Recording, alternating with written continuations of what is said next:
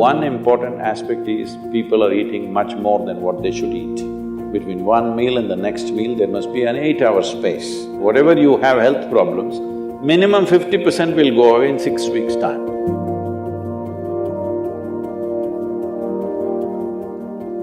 Namaskaram Sadhguru. Fasting on auspicious days has existed in India since time immemorial, but many Indians believe that it's unscientific and illogical. Until the work on autophagy induced during fasting has been awarded the Nobel Prize. Even I started doing intermittent fasting this year. So why are such beneficial ancient practices being labeled orthodox and then immediately implemented once there is a Western approval? That's because you don't have the right color of the skin.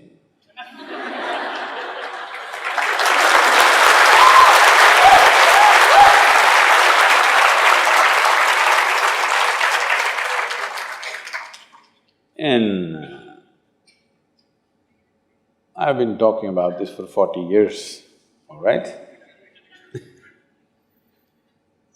And I have seen hundreds and thousands of people who just become healthy and well simply because they're not fueling up all the time when the tank is filling. In the yoga center, everybody eats at 10 o'clock in the morning and at 7 o'clock in the evening. Our lives are very physically active. There are no automobiles inside the ashram, it's a large place. Everybody either walks or cycles. Even if you have to go to the dining hall, it's a kilometer. If you want to go to your workplace, it's half a kilometer, 1 kilometer, like this. All the time, people are physically active. So everybody is very hungry. By the time it's 3:30, 4 o'clock in the evening, they're extremely hungry. But we learn to live with that because hunger,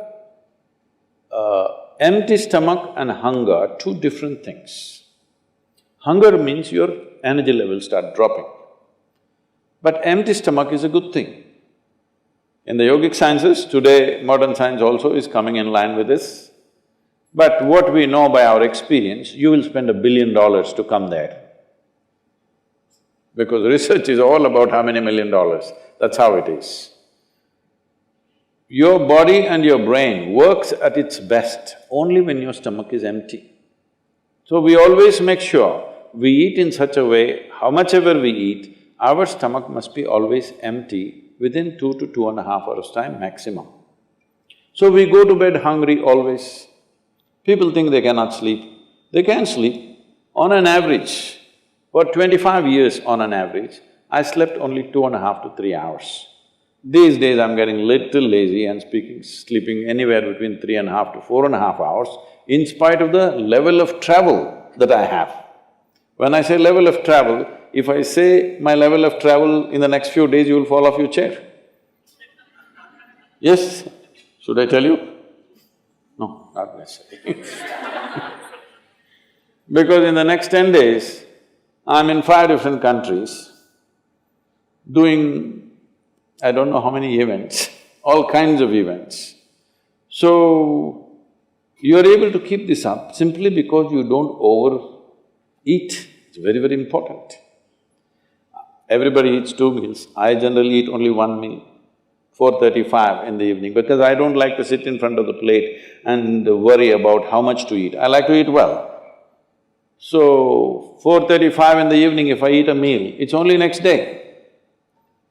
Is this enough? Am I looking okay? Hello? I'm not looking like your patient, isn't it? I'm not going to come to you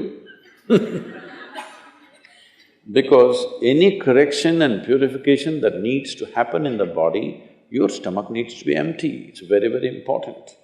Otherwise, the purification on the cellular level will not happen. You pile up things and then you have all kinds of problems. The first thing is inertia in the body. Inertia means there are many levels of inertia. If you don't notice all that, the amount of sleep that you have is inertia. All of you have come here to live or… Hello? To live, right? Not here, I'm saying into this life.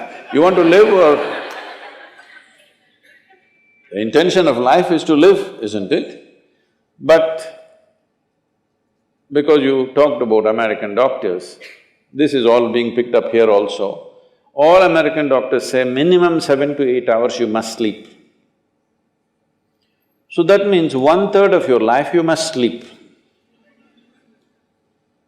Another 2, 3 hours, 4 hours goes in bath, toilet, eating, this, So literally 50% of your life is just maintenance.